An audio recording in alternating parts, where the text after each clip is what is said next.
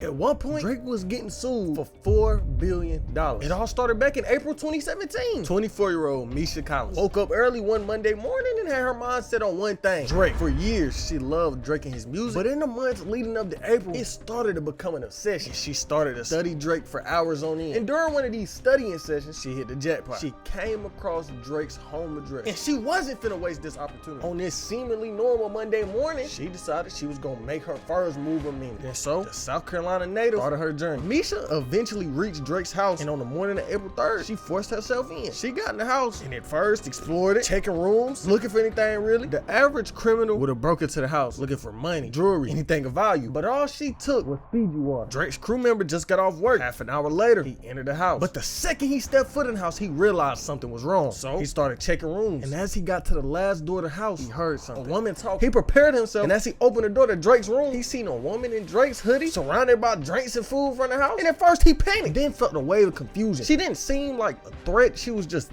there. But like any normal person would do, he called 12. They arrived shortly after, and when they started to question her, she tried to play it off as if Drake invited her there and she had permission to be in Drake's house. But it was clear that she was lying. And when they asked her if she took anything, she said all she took was some sodas and Fiji water. Even though she ain't take nothing of true value, she still broke into his house and took something. In the US, that's an immediate felony. She got hit with trespassing on Drake's property and felony burglary. A felony that you might be committing right now is not hitting the like button. It really do help. If you're trying to help me get my video pushed in the algorithm, you might as well hit it. You done made it this far, might well like the video. After that situation, Drake thought it was all over, but in the same year, someone else was caught entering his property. Following the whole incident about the girl entering his house, security guards started to patrol the area, and as one passed his house, they spotted somebody in Drake's backyard and called 12. The man was unarmed and seemed harmless, and all he said was that he was there to meet Drake. Even then, the Drake home invasions didn't stop. Earlier last year, a 23-year-old man broke into Drake's house. He got spotted in Drake's backyard, and when the cops confronted him, tried to say Drake was his dad. But to really make the whole situation crazy,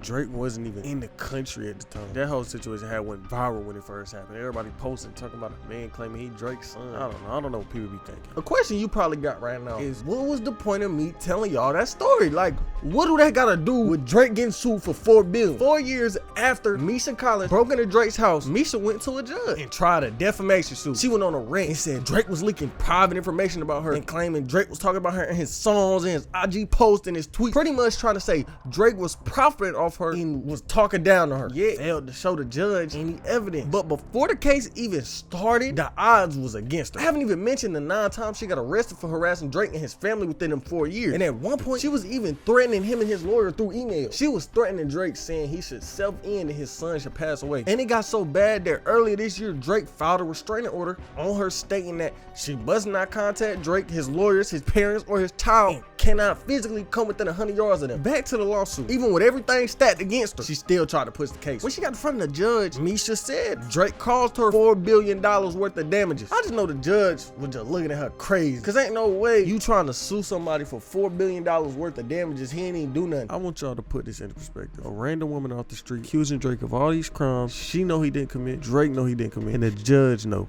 he didn't commit. And the craziest part about all that is Drake still don't even know who she is. Drake know her name, he knows something wrong with her, and that's it. And even in the courtroom, they were saying her whole case was just a figment of her imagination. Nobody really know who Misha is, but it do seem like she ain't right there. And the reason I think that case even became a thing was because she ain't get a lawyer. She represented herself in the courtroom. You had no evidence, you had no proof of nothing. The only proof in this case is that she crazy, but the case is a case. And the insane $4 billion lawsuit filed against Drake in December 2021 was thrown out in February of 2022. So basically, she did all this just to lose the lawsuit. Being honest, I think this is the most pointless lawsuit in rap history. But speaking of the law, it's a man in hip hop trying to send every rapper you can think of to jail. And I'm not over exaggerating. He really be calling the cops on rappers.